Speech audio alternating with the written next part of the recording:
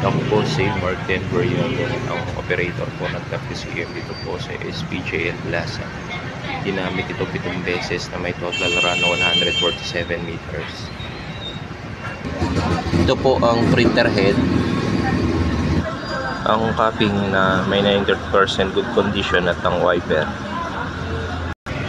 Ganito naman ang tamang pag-head clean. Laging punasan ng wiper pagkatapos mag-head clean.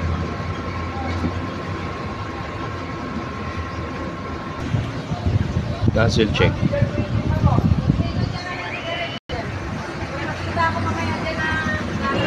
Kompleto naman po ang kulay. Ito ang white, ito ang color. Ink system, nasa tamang label lang. Waste tank, kapapalit lang kahapon.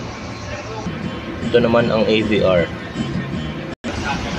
Ito naman ang aking consumable na use at ang unused.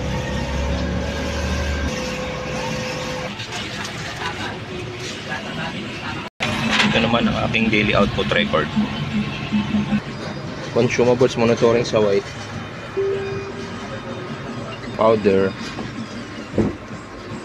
cyan, at ito naman ang aking weekly checklist. Salamat po.